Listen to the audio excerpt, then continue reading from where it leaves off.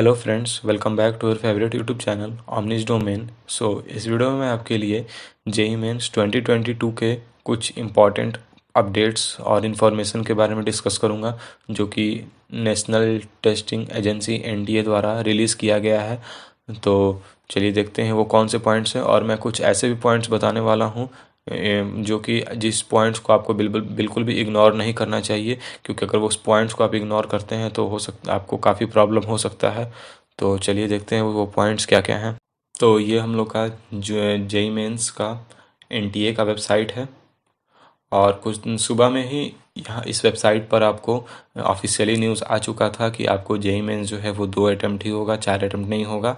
तो और फिर उसके कुछ टाइम बाद ही जस्ट आपको पब्लिक नोटिस आ गया था जेई मेंस 2020 का, जो कि इंग्लिश में भी और हिंदी में दोनों आया था। तो मैं इसको ओपन कर लेता हूँ। तो आप लोग को ऑलरेडी बहुत लोग को पता चल ही चुका होगा कि जेई मेंस जो है उसका डेट्स के बारे में, जो कि अप्रैल में होगा और मई में होगा। अप्रैल में भी 16 से लेके 21 तक होगा, मई में आपको 24 से लेके 29 तक होगा, जो कि अप्रैल और मई में लगभग लगभग एक मंथ का आपको गैप मिलता है, जो कि आपको डिसेंट गैप दिया जा रहा है। और यहाँ पर मैं एक चीज़ देखा हूँ कि आपको एक सेशन में 6 दिन में सेशन कंप्लीट हो रहा है, जो कि पिछले साल के कंपैरिजन में थोड़ा बढ़ा है। पिछले साल 4 या 5 में कंप्लीट हो गया था। और आपको डेट्स के बारे में, आपको टाइमिंग और डेट्स के बारे में तो ऑलरेडी पता चल चुका होगा। मैं इस वीडियो में ऐसे पॉइंट्स बताने वाला हूँ जो कि 2021 के कंपैरिजन में इस साल क्या क्या चेंजेस आए हैं। तो सबसे पहला चेंज ये है कि आपको जेई मेंस जब पिछले साल आप देते थे तो आपको जितने नंबर ऑफ़ अटेम्प्ट्स देने थे उन सारे नंबर ऑफ़ अटेम्प्ट्स का पेमेंट जो है आप एक बार कर सकते थे। बट इस साल आपको एक अटेम्प्ट, जब आप अप्रैल के लिए अप्लाई कर रहे हैं तो अप्रैल का ही पेमेंट करना है आपको, मई का पेमेंट नहीं करना है। मई का पेमेंट करने के लिए आपको जैसे ही अप्रैल का सेशन कंप्लीट हो जाएगा वैसे ही विंडो ओपन होगा और आपको रीओपन होगा, और आपको वहाँ पर पेमेंट के लिए ऑप्शन आ जाएगा। वहाँ पर आप अप्रैल के लिए पेमेंट, मई के लिए पेमेंट कर सकते हैं। और तो आप यहाँ पर उस वही चीज़ आपको बताया गया है यहाँ पर थर्ड पॉइंट में। और फिर उसमें दूसरा पॉइंट ये है, पिछले 2021 के कंपैरिजन में इस साल चेंजेस ये है। ये सब पॉइंट जो है वो बहुत ही इंपॉर्टेंट पॉइंट है, इस चीज़ को बिल्कुल भी आप इग्नोर मत कीजिए।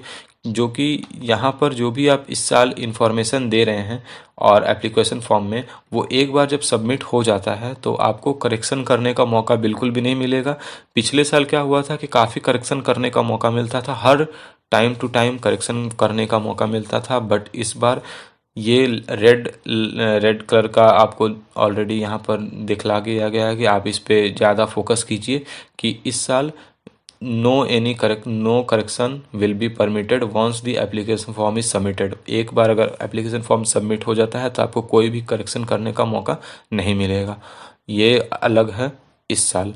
और लास्ट पॉइंट ये है कि जो कि सबसे इम्पोर्टेंट पॉइंट है, मैं इसको मानता हूँ, क्योंकि इसको आप इग्नोर करते हैं तो हो सकता है कि आपका जेई मेंस बहुत बेकार जा सकता है।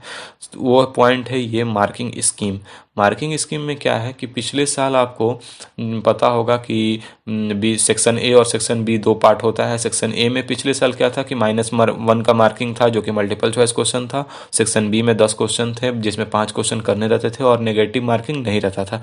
बट इस साल क्वेश्चन का पैटर्न वही है, बट सेक्शन ए और सेक्शन बी दोनों में माइनस मार्किंग है। आपको पिछले साल क्या था कि सेक्शन बी में माइनस मार्किंग नहीं था, लेकिन इस साल 2022 में आपको सेक्शन बी में भी माइनस मार्किंग दिया जा रहा है। और यहाँ पर एक और चीज़ क्लियर कर दिया गया है कि सेक्शन बी में आपको जो भी वैल्यू लिखना है वो इंटीजर में लिखना है। तो इंटीजर में लिखना है तो इस चीज़ का भी आपको ध्यान रखना है कि अगर आपका डेसिमल में वैल्यू आ रहा है तो उसको राउंड अप करके इंटीजर में चेंज कर देना है, और तभी जा करके आपको उस चीज़ को उसमें टाइप करना है। तो ये सबसे इम्पॉर्टेंट पॉइंट है। अगर इस चीज़ को आप इग्नोर कर दीजिएगा तो हो सकता है कि आप ज़्यादा नंबर ऑफ़ क्वेश्चन बना दीजिए, क्योंकि आपको लगेगा कि नेगेटिव मार्किंग है नहीं, तो आपका वो नेगेटिव मार्किंग करके बहुत ही आपका रैंक गिरा सकता है। मैं यही कहता हूँ कि आप एक क्वेश्चन कम बनाइए, लेकिन नेगेटिव ज़्यादा नहीं होना चाहिए। मेरा कहने का मतलब यही है कि आप ज़्यादा क्वेश्चन पे ध्यान दीजिए और एक्यूरेसी पर भी ध्यान देना है आपको। और इन्फॉर्मेशन बुलेटिन भी यहाँ पर आपको मिल गया है। इन्फॉर्मेशन बुलेटिन आप ओपन कीजिएगा तो ये आपको इन्फॉर्मेशन बुलेटिन है जो कि 118 पेज का है। तो मैं यही कहूँगा कि आप एक बार इस पूरे इन्फॉर्मेशन बुलेटिन को एक बार गो थ्रू कर लीजिए कि इस इन्फॉर्मेशन बुलेटिन में आपको क्या क्या दिया गया है। आपको टोटली उस इन्फॉर्मेशन बुलेटिन को एक एक पेज को एक बार देख जरूर लेना है कि उसमें क्या क्या दिया गया है, ताकि आपको आने वाले समय में कोई भी ऐसा इन्फॉर्मेशन ना हो कि हाँ मैं ये नहीं जानता था। आपको ऐसा नहीं करना है। हो सकता है कि आपको पढ़ने में काफ़ी समय लगे, 118 पेज का है, लेकिन मैं कहूँगा कि आप 1 वीक में पढ़िए, 2 वीक में पढ़िए, लेकिन पढ़िएगा ज़रूर। एक एक पॉइंट को क्लियर ज़रूर कर लीजिएगा किस पॉइंट पर, और जो भी इंपॉर्टेंट पॉइंट होंगे आप उसको अलग से कॉपी में नोट डाउन कर सकते हैं। तो और यही सब इस साल नया चीज़ आया है जो कि आपको पिछले साल देखने को नहीं मिला था। तो इस वीडियो में इतना ही, और मैं फिर से एक बार बोलूँगा कि आप इस पॉइंट को बहुत ध्यान दीजिए। 2 पॉइंट यहाँ पर काफ़ी इंपॉर्टेंट पॉइंट है। एक पहला पॉइंट ये कि करेक्शन आपको करने का मौका नहीं मिलेगा, और दूसरा पॉइंट ये है कि माइनस मार्किंग भी रह रहा है इस साल। तो इस दोनों पॉइंट को जितना हो सके आप अपने ध्यान में रखिए, ताकि आपको आने वाले समय में कोई प्रॉब्लम ना हो।